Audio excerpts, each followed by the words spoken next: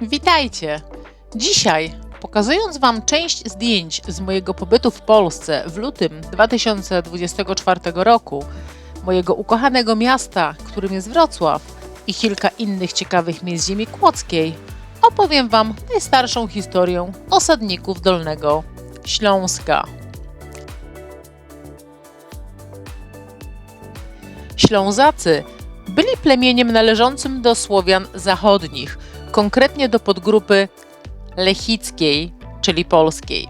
Zajmowali regiony Dolnego Śląska, szczególnie wokół Góry Ślęży i rzeki Ślęzy, rozciągające się wzdłuż obu brzegów Odry, aż do dzisiejszego Wrocławia. Byli jednymi z pierwszych stałych osadników we Wrocławiu, zakładając gród na Ostrowie Tumskim już w IX wieku, gdy był jeszcze on tylko wyspą na Odrze. Ich nazwa plemienna pochodziła zarówno od nazwy góry, jak i rzeki, prawdopodobnie wywodząc się ze starożytnego polskiego terminu ślagwa, co oznacza wilgotny, odzwierciedlając klimat tego obszaru. W związku z tym samo słowo Śląsk bierze swoją nazwę od ich języka i tożsamości plemiennej. Wraz z Opolanami tworzyli jedno z dwóch głównych plemion Śląska, graniczące od północy z Dziadoszanami, a od zachodu z Biezumzanami. Inne mniejsze plemiona na Śląsku w tym czasie obejmowały Golensizi, Trzebowianie, prawdopodobnie część Ślężan, Bobrzanie, prawdopodobnie poddani Dziadoszan, i Głupczyce, położone dalej na południe. Zapisy historyczne, takie jak te z bawarskiego geografa, wymieniają nazwę ich jako Slenzane i wskazują, że mieli 15 osad lub grodów, zaliczając ich do kilku plemion na Śląsku.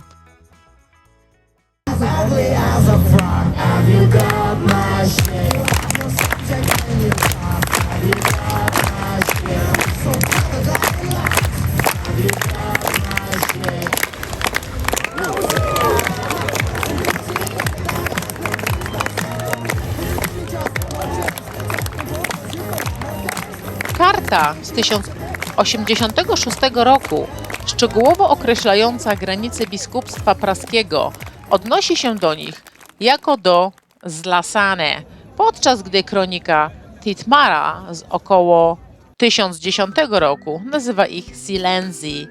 Ich nazwa była rozpoznawana zarówno przez Franków, jak i Bizantyjczyków. Przynajmniej do VIII wieku naszej ery, jeśli nie wcześniej, Ślężanie wykazali zaawansowaną organizację społeczną poprzez ufortyfikowane miasta. Dowody archeologiczne pokazują, że fortyfikacje budowane przez różne plemiona śląskie sięgają nawet IV wieku, a ślady ciągłego zamieszkiwania można prześledzić co najmniej do I wieku naszej ery.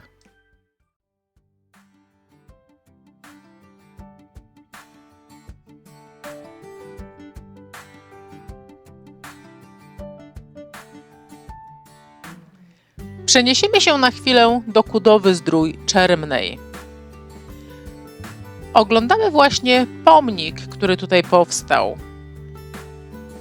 Jest to wspaniała koncepcja mieszkańców Czermnej, hołd, dla trzech narodów. Do dziś darzą oni głębokim szacunkiem polską, czeską, jak i niemiecką społeczność, która kiedyś rządziła tym regionem i dzięki którym ziemia ta przedstawia wiele wartości kulturowych, które możemy odkrywać, zwiedzając ziemię kłodzką. Jest tu również kaplica czaszek, która wyróżnia się jako niezwykły i znany przykład narodowej kultury religijnej. Ta kaplica przyciąga wielu zwiedzających, wywołując zarówno strach, jak i refleksję nad śmiertelnością. Powodem tej niepokojącej atmosfery jest jej wnętrze, gdzie ściany i sufit zdobią prawdziwe szczątki ludzkie, czaszki i kości. W kaplicy wystawiono około 3000 czaszek, a dodatkowe 21 000 można znaleźć w krypcie poniżej. Celowe ułożenie tak ogromnej kolekcji ludzkich szczątków szkieletowych zostało zaaranżowane przez Wacława Tomaszka, miejscowego proboszcza pochodzenia czeskiego. Poświęcił niemal całe swoje życie na rozmyślanie o śmierci. Po 40 latach posługi kapłańskiej, ostatnie 3 dekady, poświęcił tej niezwykłej kaplicy. Jego inspiracja mogła wynikać z doświadczeń w katakumbach Rzymu.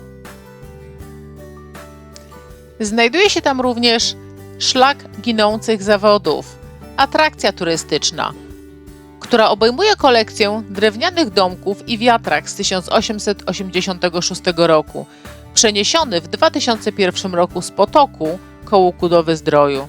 Zwiedzający mogą odkrywać zanikające rzemiosła, takie jak garncarstwo, tkactwo, kowalstwo i tradycyjne pieczenie chleba, a także wystawę strojów ludowych. Znajduje się zaledwie 200 metrów od kaplicy czaszek. I jeszcze na chwilę wrócimy do historii Ślązaków. Rozległy mur obronny, wzmocniony licznymi fosami, rozciągał się od dzisiejszej Jeleniej Góry do Krosna Odrzańskiego, wzdłuż obu brzegów rzeki Bóbr.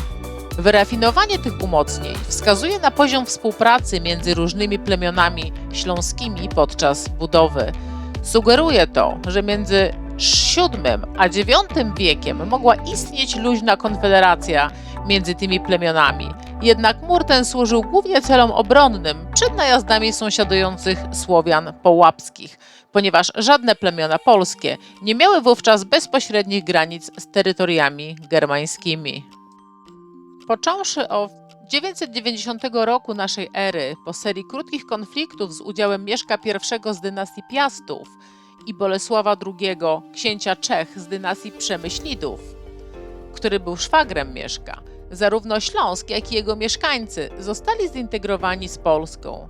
Z czasem Ślązanie połączyli się z innymi lokalnymi grupami, w tym Wiślanami, Pomorzanami, Lachami, Mazowszami i Polanami, tworząc to, co stało się znane jako społeczeństwo polskie. Święte miejsce otaczające górę Ślężę i jej pobliski szczyt Sępia Góra miało duże znaczenie religijne dla tego plemienia, gdzie odbywały się ważne ceremonie. Duchowe znaczenie można prześledzić jeszcze dalej, do społeczności czczących słońce w kulturze łużyckiej około 1300 roku przed naszą erą, które były używane do kultu przez różne ludy, zanim osiedlili się tam Ślężanie.